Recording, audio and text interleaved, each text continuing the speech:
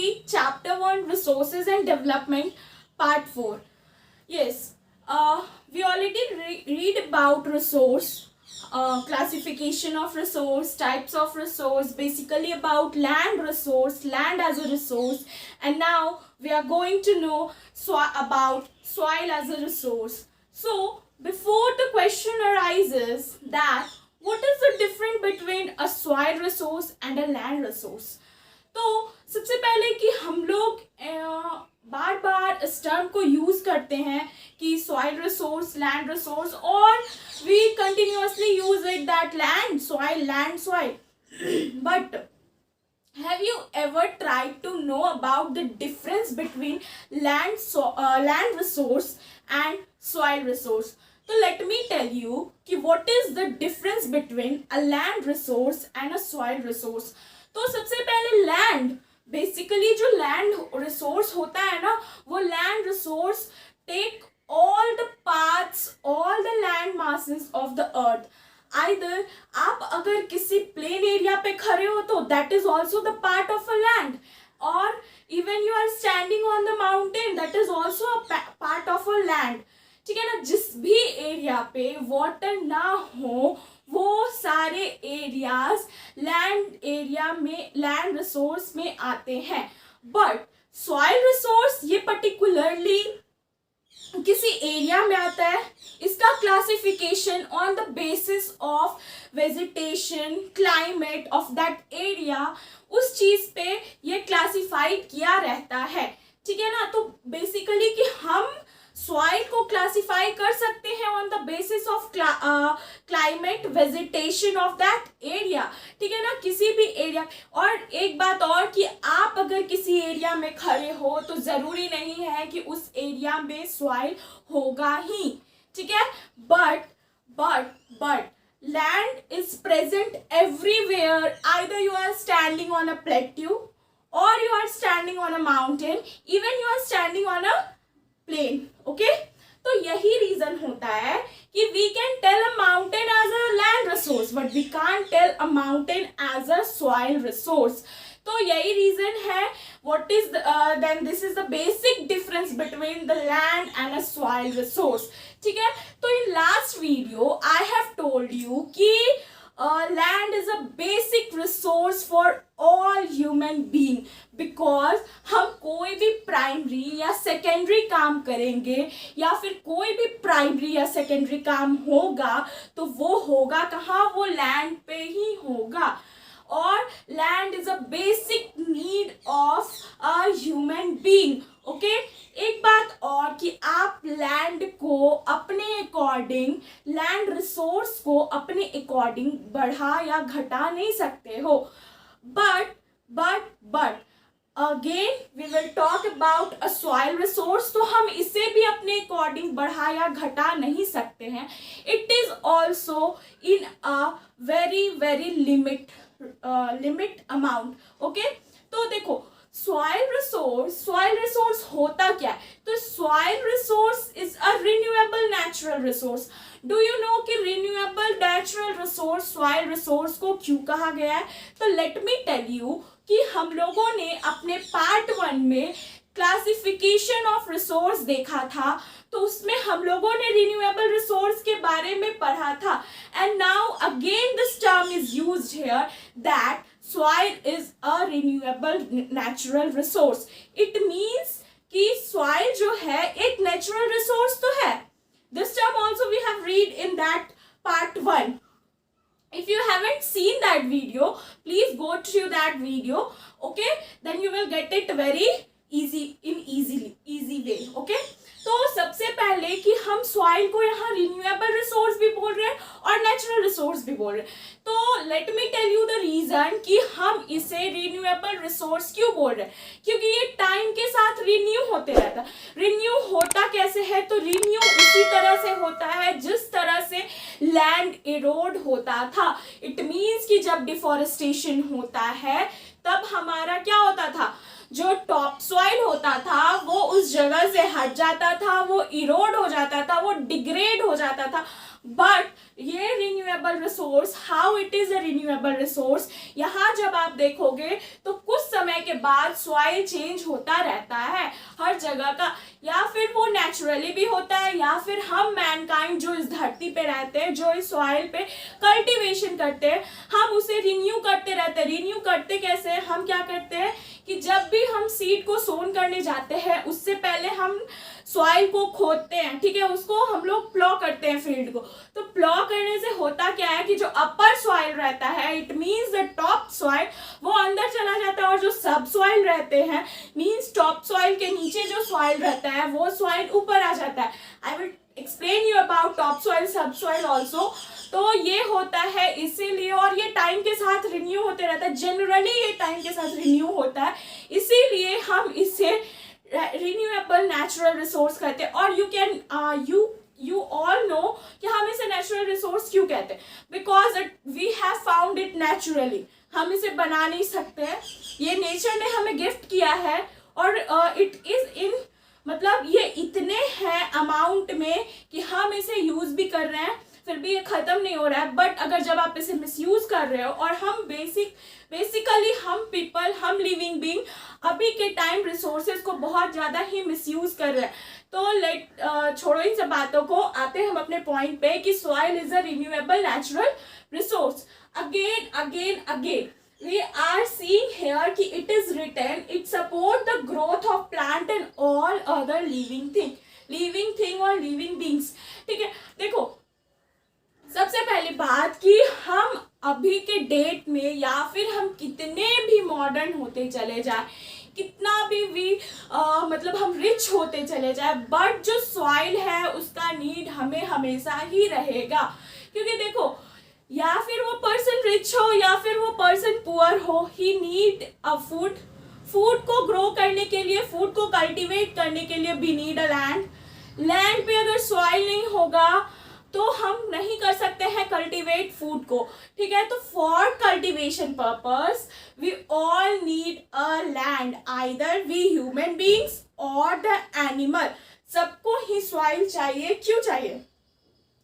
For our survival, for the cultivation of plants, for the cultivation of foods, for the cultivation of trees, for the cultivation of all other material which we get from the soil, ठीक है।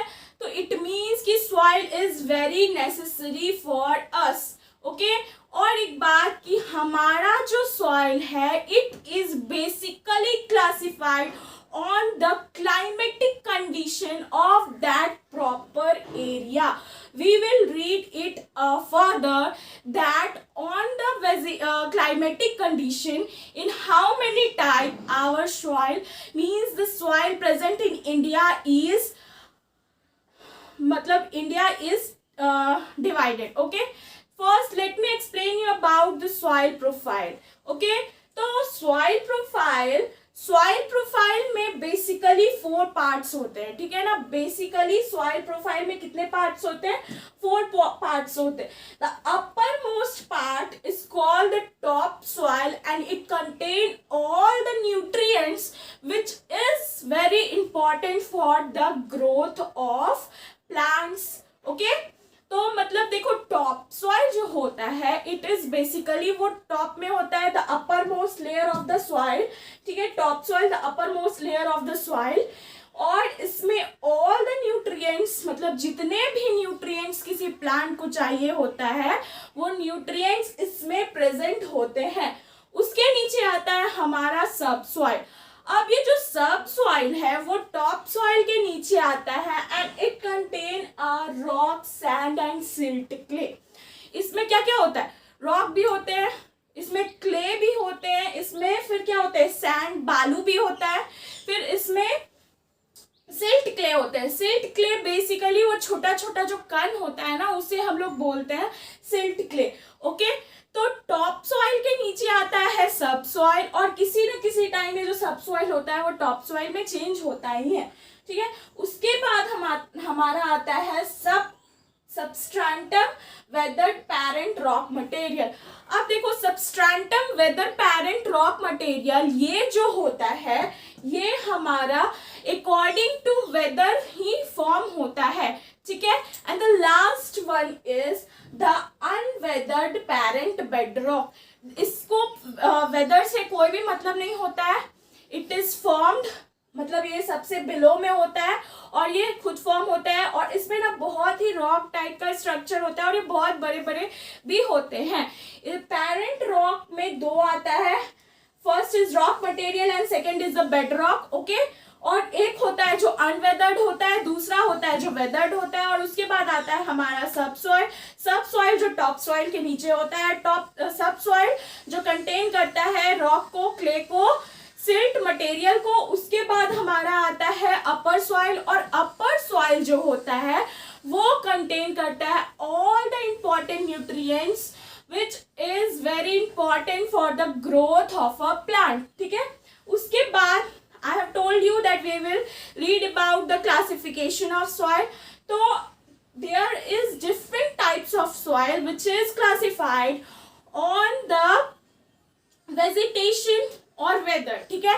तो सबसे पहले हम पढ़ेंगे हमारा जो सबसे फर्स्ट टाइप है वो है हमारा alluvial soil, okay. This is alluvial soil. ये जो सॉइल है ये बहुत ही वाइडली स्प्रेड है, मींस बहुत ज्यादा एरिया में स्प्रेड है। कहाँ? We are talking about India. तो इंडिया में ये बहुत ज़्यादा ही एरिया में स्प्रेड है और बेसिकली ये नॉर्दर्न प्लेन्स में है। Means northern plains, you mean northern plains कहाँ है? नॉर्दर्न प्लेन्स है जिसमें आता है बिहार, फिर इधर आ जाओ तो ये आ जाएगा आपका बेसिकली जो दिल्ली वाला पार्ट है, उसके बाद उत्तर प्रदेश। ये जो प्लेन्स आ रहे हैं ये पड़ते हैं हमारे नॉर्दर्न प्लेन्स में, ओके। उसके बाद ये जो सॉइल है वो पड़ता है हमारा नॉर्दर्न प्लेन्स में। उसके बाद it is deposited by the Indus, the Brahmaputra and the Ganga. मतलब ये जो सॉइल है उन्हें नॉर्दर्न प्लेन में डिपॉजिट कौन करता है? तो डिपॉजिट करता है हमारा Indus river, Brahmaputra river and the Ganga river, ठीक है। उसके बाद it is extended to Rajasthan and Gujarat, means कि जो ये वाला एरिया है हमारा, ये गुजरात हो गया हमारा, फिर यहाँ पे जो है वो हमारा राजस्थान वाला एरिया आता है। तो ये बेसिकली इस जगह पे भी ये एक्सटेंडेड है, ठीक है। Through a narrow corridor, means एक नैरो कॉरिडोर है उससे ये एक्सटेंड हो जाते हैं कहाँ? राजस्थान और गुजरात में। उसके बाद हमारा आता है eastern coastal plain, the deltas of the Mahanadi Godavari, Krishna and Kaveri river. तो deltas of eastern coastal plain में भी ये मिलता है आपको। फिर आपको ये डेल्टाज किसके डेल्टाज में मिलेगा? महानदी, फिर गोदावरी, कृष्णा एंड कावेरी रिवर, ठीक है। उसके बाद ये कंसिस्ट करते हैं various proportion of sand, silt and clay. Means कि इसमें सैंड भी प्रेजेंट है, इसमें सिल्ट भी प्रेजेंट है और इसमें क्ले भी प्रेजेंट है, okay. Again then we will see कि जो हमारा देखो एलुवियल सॉइल जो होता है ना, किसी प्लेन, मतलब ये पुराना होता है, किसी प्लेसेस पे ये पुराना होता है तो हम उसे बोलते हैं बांगर, ओके। और जो नया एलुवियल रहता है हम उसको बोलते हैं खादर, ठीक है। और जो न्यू एलुवियल जो होता है वो क्या होता है? वो बहुत ही फर्टाइल होता है, ओके। न्यू एलुवियल मीन्स खादर जो है वो बांगर से ज्यादा ही फर्टाइल होता है। यस, इट इज ट्रू कि जो नया वाला आएगा वो हमेशा ही, मीन्स आप देख लो, आप अगर आपके कोई भैया या दीदी होंगे तो आप उनसे ही देख लो, आप उनसे ज्यादा एनर्जेटिक होगे, ठीक है ना, क्योंकि आप उनसे यंगर हो। तो उसी तरह जो न्यूअर वाला एलुवियल आया, it is called khadar and khadar is more fertile than bangar, ठीक है। उसके बाद तो आप याद कर लो कि old fertile is called bangar and the new fertile is called khadar. और इसे याद करने का एक और तरीका है कि आपके जो एल्डर ब्रदर या सिस्टर होंगे उनका नाम आप रख दो बांगर, और जो छोटे वाले होंगे उनका नाम आप रख दो खादर, ठीक है। तो आपको ये इजीली याद हो जाएगा और इससे आपको ये भी याद रहेगा कि कौन सा सॉइल ज्यादा फर्टाइल है और कौन सा सॉइल लेस फर्टाइल है। उसके बाद आता है हमारा कि it also contain potash, phosphoric acid and lime which are ideal for the growth of sugarcane, paddy, wheat. ठीक है ना, इन सब के लिए क्या क्या जरूरी होती है, इन सब चीजों के लिए जरूरी होती है एलुवियल सॉइल में पोटैश, फिर उसके बाद phosphoric acid and the lime. Okay, that's all for the alluvial soil. मतलब यही था हमारा एलुवियल सॉइल. तो एलुवियल सॉइल कहाँ होता है, एलुवियल सॉइल होता है हमारा नॉर्दर्न प्लेन में. It is widely spread. ठीक है, इट कंटेन, फिर क्या होता है, it is deposited bye Brahmaputra river, Indus river और किससे, गंगा रिवर से. फिर इसका जो ओल्डर वाला एलुवियल होता है उसे हम बोलते हैं बांगर, और जो नया वाला होता है उसे हम बोलते हैं खादर. जो नया वाला खादर होता है वो ज्यादा फर्टाइल होता है किससे, बांगर से. ओके, और ये कहाँ मिलता है हमें, नॉर्दर्न प्लेन में, और ये राजस्थान और गुजरात में भी मिलता है. तो वो वहाँ डिपॉजिट कैसे होता है, वहाँ डिपॉजिट होता है नैरो कॉरिडोर से. ठीक है, and this is also found on the deltas of Krishna Godavari river. Okay, Mahanadi river, Krishna Kaveri river. ठीक है, उसके बाद let me tell you about the black soil. तो ब्लैक सॉइल जो होता है इसे हम बोलते हैं, it is basically black in colour, और इसे हम बोलते हैं रेगुलर सॉइल. ठीक है, it is ideal for growing cotton. आपको पता होगा, अपने साइंस में 5-6 क्लास में भी पढ़ा होगा कि कॉटन जो है वो बेसिकली ब्लैक सॉइल में ही ग्रो होता है. ओके, तो उसके बाद it is spread over the northern west Deccan plateau and is made up of lava flow. अब देखो ये पाया कहाँ जाता है, तो it is found on the Deccan, north west Deccan plateau जो है हमारा वहां मिलता है. और ये फॉर्म किस चीज से होता है, तो ये फॉर्म होता है लावा से. देखो जो लावा होता है ना, वो जब कोई माउंटेन ब्रस्ट होता है या कोई वोल्केनो जब ब्रस्ट होता है तो उससे निकलने वाले जो लावाज होते हैं वो कुछ टाइम तक रहते हैं और उसके बाद it changes into a soil. ठीक है, after the millions of year it converted into the soil. और वही जो कन्वर्ट हो जाता है सॉइल में, उन सभी एरियाज पे क्या होता है, किस चीज को ग्रोथ किया जाता है, उन सभी एरियाज पे लगाया जाता है कॉटन का plant. And thus the cotton grows in the black soil. Okay, so next is the plateau of Maharashtra, Saurashtra, Malwa and extend in the southeast direction along the Godavari and Krishna valley. तो ये जो black soil होते हैं ये plateau, Maharashtra के भी plateau पे है, फिर सौराष्ट्र भी है वहीं पे एक जगह, फिर वहां से फिर ये मालवा में एक्सटेंड करते हैं south east Indian, south east direction में. South east direction it means जो हमारा साउदर्न पार्ट है उसके ईस्ट डायरेक्शन में ये मूव करते हैं और गोदावरी और कृष्णा वैली की तरफ. ठीक है, फिर made up of extremely fine that is clayey material. अब देखो एक्सट्रीमली फाइन जो एकदम जला हुआ पार्ट रहता है, तो आप देखते हो जब आप घर पे ही खाना वगैरह बनता होगा, अगर वो जो चूल्हा होता है गांव में उसमें जब ये खाना बनता है तो वो क्या होता है, एक्सट्रीमली एकदम छोटा छोटा उसका ब्लैक ब्लैक निकल जाता है. तो वही एक्सट्रीमली फाइन और क्लेई मटेरियल होता है इसमें. उसके बाद well known for holding moisture, और इसमें मॉइस्चर बहुत अच्छे अमाउंट में होता है. ठीक है, उसके बाद कि rich in soil nutrients such as calcium carbonate, magnesium, potash and lime. देखो हम लोगों ने पढ़ा था एलुवियल में कि इट कंटेन द पोटैश और फिर फॉस्फोरिक एसिड एंड लाइम. और इसमें क्या क्या होता है, इसमें कैल्शियम कार्बोनेट होता है, मैग्नीशियम होता है, पोटैश इन दोनों में होता है, लाइम भी इन दोनों में होता है. तो आप इस चीज से भी याद रखना कि एलुवियल और ब्लैक सॉइल में पोटैश और लाइम होता है. एलुवियल सॉइल में होता है क्या, इसमें होता है हमारा फॉस्फोरिक एसिड और इसमें होता है हमारा मैग्नीशियम.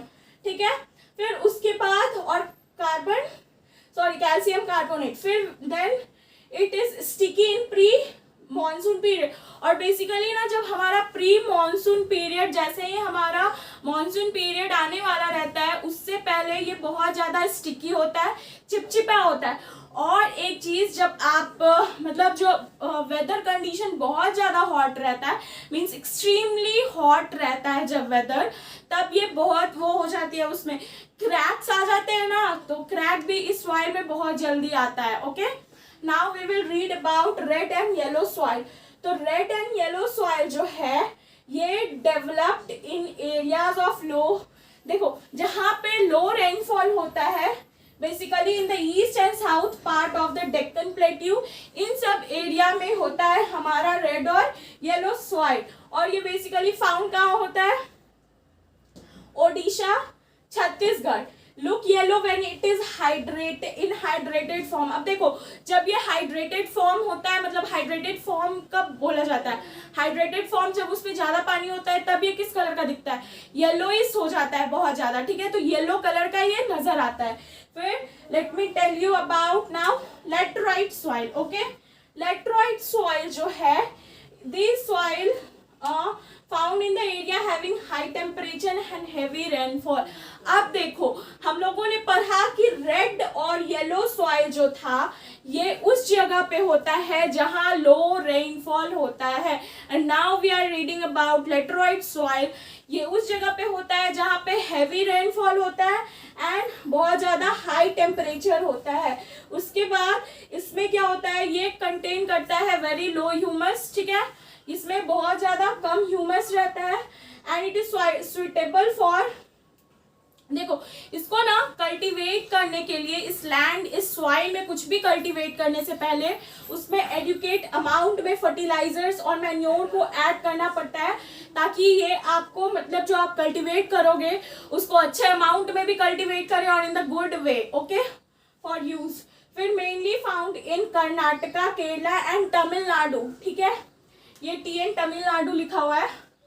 फिर ये कहाँ फाउंड होते हैं? ये फाउंड होता है हमारा कर्नाटका, मोस्ट कर्नाटका, तमिलनाडु और केरला। ये एकदम साउथ इंडिया में पाया जाता है। और उसके बाद useful for growing T and coffee, मतलब टी और कॉफी ग्रो करने के लिए ये सॉइल बहुत ज्यादा यूज किया जाता है। उसके बाद आता है हमारा एरिड सॉइल, ठीक है ना। तो एरिड सॉइल जो होता है वो सैंडी रहता है, टेक्सचर उसका जो रहता है वो बिल्कुल ही सैंडी रहता है, मतलब एकदम बालुई सैंड टाइप का जैसे रहता है ना, बीच वगैरह के साइड में जाते हो तो कैसे रहता है, तो ये भी सैंडी नेचर होता है बट बहुत ही साल्टी होता है, सॉरी सैंडी इन टेक्सचर होता है और सॉल्टी इन नेचर होता है।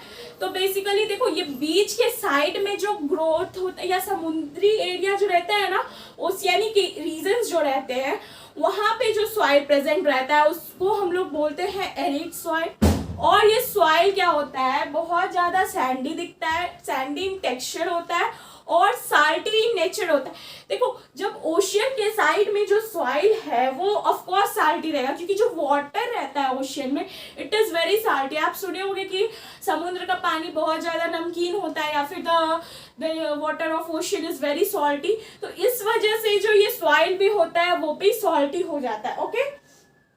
और आफ्टर प्रॉपर, सॉरी यहाँ पे हाँ एक पॉइंट छूट गया था, after proper irrigation this soil is used for cultivation in the case of Rajasthan and in the case of western Rajasthan। तो देखो ऊपर वाले में हम लोग पढ़ा, ऊपर मतलब किसमें, लैटराइट सॉइल में हम लोगों ने जाना था कि जो लैटराइट सॉइल होते हैं उसको पहले उसमें बहुत ज्यादा फर्टिलाइजर और मैन्योर को अच्छे से एडुकेट अमाउंट में यूज करना पड़ता है ताकि वो प्लांट का ग्रोथ अच्छा दे और इट कैन बी ग्रो, मतलब जो प्लांट है वो गुड कंडीशन में ग्रो हो। और इसमें भी हम लोग जान रहे हैं कि जो राजस्थान साइड में जो एरिड सॉइल होते हैं उन सबको भी कुछ भी ग्रो करने से पहले उसमें प्रॉपर अमाउंट में फर्टिलाइजर्स ऐड करना पड़ता है और मैन्योर को ऐड करना पड़ता है, okay. Then now we will come to know about the forest soil.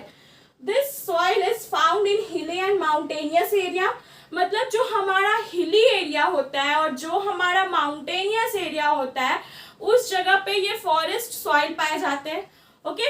और forest soil this are very loamy and salty in valley side. देखो लूमी भी होता है और साल्टी भी, सिल्टी होता है, ठीक है।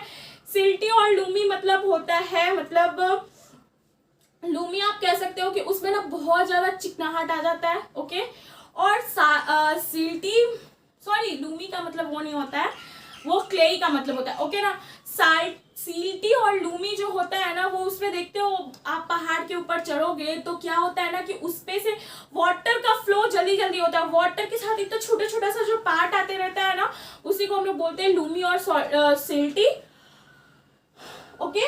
Now it is low human content. आपको पता है कि जब वो उतना मतलब उसमें पानी भी उतना नहीं, माउंटेनियस एरिया में ज़्यादा बारिश भी नहीं होता है, और जो बारिश होता है वो उस पर रुकता भी नहीं है, जिस वजह से उसको प्रॉपर और धूप भी नहीं मिलेगा फॉरेस्ट सॉइल को, क्योंकि उसका जो ऊपर बहुत लंबा लंबा जो पेड़ होता है वो धूप आने नहीं देता, जिस वजह से उस सॉइल में ह्यूमस बहुत कम होता है। ओके, और इसका जो टेक्सचर होता है ना वो वैरी करता है प्लेस टू प्लेस। मतलब आप कहीं किसी कम माउंटेनियस एरिया में जाओगे तो उसका सॉइल का टेक्सचर जो होगा अलग होगा, किसी बहुत ज़्यादा हाई माउंटेनियस एरिया पे जाते हो तो उसका जो टेक्सचर होगा वो बहुत अलग आपको दिखेगा। ओके, तो this is all about the types of soil. Now we will read about the soil erosion and soil conservation. Okay, हाँ, तो then we will read about now we will read about soil erosion, how it's happened, मतलब और हम soil को कैसे conserve कर सकते हैं, हम ये अब जानेंगे कि soil erosion and what is soil erosion और ये कैसे होता है। तो basically the denudation of the soil cover and subsequent washing down is known as soil erosion. अच्छा, तो denudation of the soil means कि जो uppermost soil है वो जो soil erode जिसको हम बोलते हैं ना, अगर soil erode हो गया, जो uppermost soil means जो the soil cover and subsequent washing down, जो हमारा uppermost soil था वो अगर erode हो गया तो उसे हम soil erosion कहते हैं। Means the denudation of the soil cover and the subsequent washing down is known as soil erosion. ठीक है, subsequent washing down of the soil is known as soil erosion. ठीक है ना, तो किसका denudation of the soil means the erode of the soil and subsequent washing of the soil is known as what? Is known as soil erosion. तो after knowing कि हम soil erosion क्या होता है, now we will read about the causes of soil erosion. तो देखो, जो causes of soil erosion है and the causes of land erosion is somehow similar to each other. ठीक है, तो हम लोगों ने लैंड जो हमारा सॉइल इरोजन है और लैंड के बारे में भी हम लोगों ने पढ़ा था कि उसमें भी ओवर ग्रेजिंग होता है, लैंड डिटेंशन में भी ओवर ग्रेजिंग होता है और सॉइल इरोजन में भी ओवर ग्रेजिंग होता है।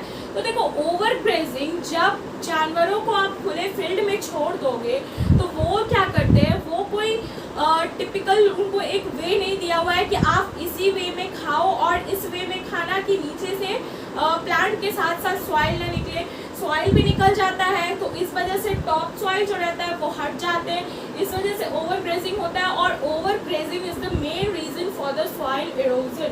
उसके बाद कंस्ट्रक्शन। देखो, जब कंस्ट्रक्शन वर्क किसी भी जगह पे अगर कोई घर, मार्केट या फिर रोड वगैरह जो बनने लग जाता है या ब्रिजेस ही फॉर्म होने लगते हैं, तो कंस्ट्रक्शन के वजह से भी क्या होता है, कंस्ट्रक्शन के वजह से भी सॉइल इरोजन होता है।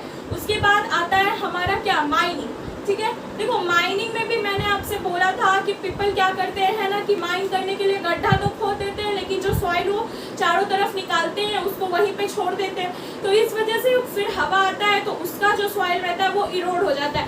ओके, तो that's why the mining is also the main reason for the soil erosion. Okay, now deforestation. तो हाँ, जब आप लार्ज अमाउंट पे ट्रीज को कट करोगे तो इस वजह से भी तो क्या होता है, जो सॉइल रहते हैं वो लूज हो जाते हैं और फिर विंड आती है तो वो टॉप सॉइल को उड़ा के लेके चला जाता है, जिस वजह से भी सॉइल इरोजन होता है और दैट्स व्हाई डिफॉरेस्टेशन भी एक काउज है सॉइल इरोजन का। फिर उसके बाद डिफेक्टिव फार्मिंग। डिफेक्टिव फार्मिंग देखोगे जब फार्मर्स बहुत ही केयरलेसली ओपन पाइप से, बड़े बड़े पाइप से पानी पटाते हैं या फिर जब क्या करते हैं, इरिगेशन करते हैं, तो सॉइल उसके साथ साथ चला जाता है। ठीक है ना, तो इस वजह से डिफेक्टिव फार्मिंग भी हमारा सॉइल इरोजन का एक मेन रीज़न है।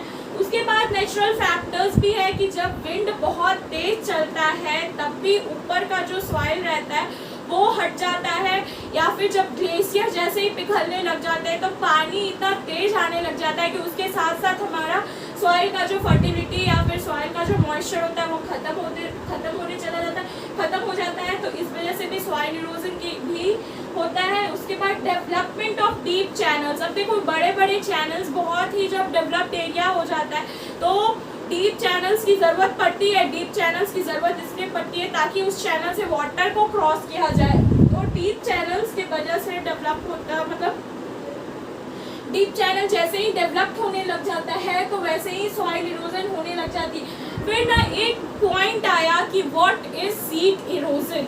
ओके, तो सीट इरोजन और सॉइल इरोजन में डिफरेंस क्या है? देखो, सीट इरोजन जो होते हैं ना वो टॉप सॉइल को ही हार्म पहुंचाते हैं, लेकिन when we are talking about soil erosion it means कि सॉइल मतलब जो सॉइल होते हैं ना उनका जो अलग अलग सॉइल इरोजन जो होता है we are talking about whole.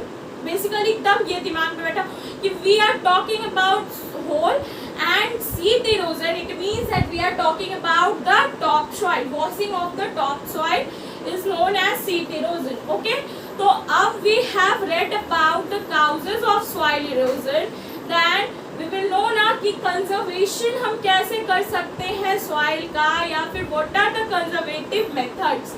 तो सबसे पहले कंजर्वेटिव मेथड्स में आता है आपका कॉन्टोर प्लॉइंग। अब यू विल आस्क कि what is contour planning, then let me tell you कि कॉन्टोर प्लॉइंग होता है हमारा माउंटेनियस एरिया में। ठीक है, तो माउंटेनियस एरिया में हमारा कॉन्टोर प्लानिंग होता कैसे है? तो इट मीन्स देख लो ये हमारा माउंटेन है। ओके, तो अगर इस साइड में हमारा ट्री ग्रो हो रहा है तो व्हाई नॉट कि हम इस साइड पानी मतलब प्लॉइंग ना करके इस प्लॉइंग को इस साइड से करें, इस वे में।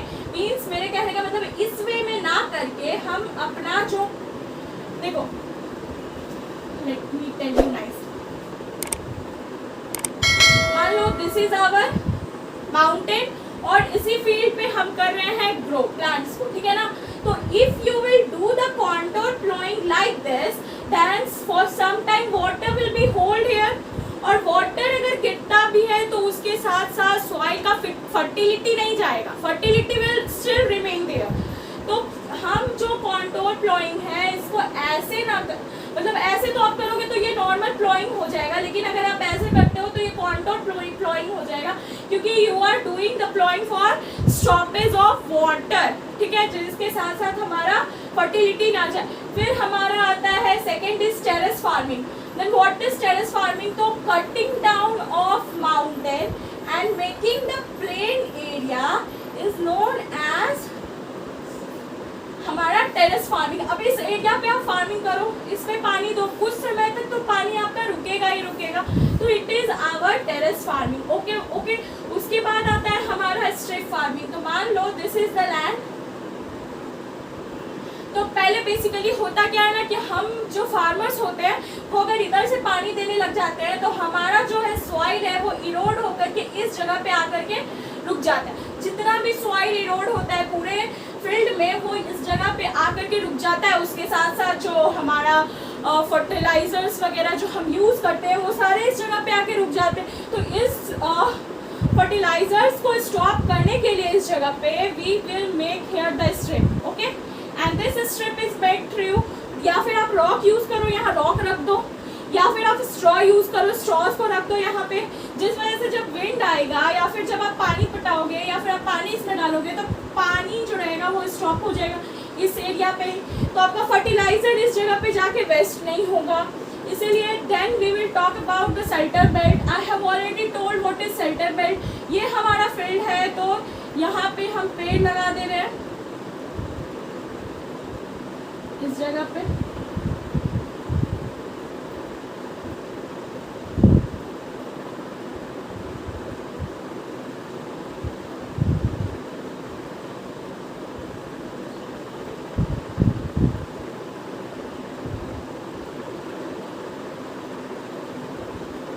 इस जगह पे अगर हम पेड़ लगा देते हैं तो क्या होगा, विंड विल बी स्टॉप, और जब विंड को मतलब विंड का जो बहाव रहता है, हवा का जो झोंका रहता है, उसको अगर ये पेड़ रोकता है तो जिस वजह से भी सॉइल इरोजन कम होगा। Okay, this I have already told you in the land causes of land destruction. तो ये था आपका soil erosion and yes the chapter is completed now. In 4 parts I have explained this chapter. It was a lengthy chapter, so I have taken 4 parts, and in 4 parts I have explained it. It is explained in very detail, and yes, the notes is in more detailed. Please go through the notes which is available in the description box. Share these videos which will help you also and your friends also. And please, if you have any query regarding this, please comment me. I will surely try to sort it out, and I will sort it out. So please go through the notes which is in description box. Links are given. Please check the notes. And yes, one thing more, that before seeing this part 4, part 3, part 2, you please start from part 1, part 2, part 3, part 4. You will understand in more better way, and these all are very necessary. And according to CBSE, one more thing, कि जो हमारा soil erosion है and the types of soil, ये question बहुत अच्छे से पूछा जाता है. Means कि tell me how soil is classified on the basis of vegetation, and in how many types soil are classified. तो बेसिकली मैंने आपको 6 टाइप्स बताया था. तो दैट और फिर soil erosion, causes of soil erosion, conservative methods, फिर लैंड रिसोर्सेज का means land resources, causes of land destruction, and how we will conserve the land resource. Okay, everything which is asked in CBSE question, मतलब हर साल या तो question relate होता है हमारा लैंड रिसोर्स से या फिर सॉइल रिसोर्स से. But from these 2 topic any one question तो पक्का आता है, और सॉइल इरोजन से भी क्वेश्चन आता है. Either this what is soil erosion, it comes in 2 marks question, very short question. Please go through it. And yes, the notes is present in description box. Go through the notes, and it is in handwritten, मतलब ये handwritten notes है, और मैंने खुद लिखा है इस notes को, और ये आपको बहुत हेल्प करेगा, और बहुत ही अच्छे से लिखा हुआ है. पॉइंट वाइज सब कुछ लिखा हुआ है उसमें. आप प्लीज़ एक बार जा करके चेक कर लो उस चीज़ को. और यहाँ पे कुछ अच्छे से क्लियर भी नहीं होता है. Means that what I am writing on the board, that it is not very clear to you. Go through the notes, check the notes, and it will be helping you out. Or all the questions which is present in NCERT books is explained in the notes very well. Go through it, check it, and lastly, I would like to tell you कि please subscribe the channel, press the bell icon, क्योंकि views उतने नहीं आ रहे हैं, और इस वजह से मेरे को मज़ा भी नहीं आ रहा है वीडियोस बनाने में. अगर आप अगर आप वीडियो को देखोगे, सब्सक्राइब करोगे, then I will be also excited for making next video. So please press the bell icon, subscribe my channel, and please share it with your friends, which is going to help you also and your friends also. Thank you for the day.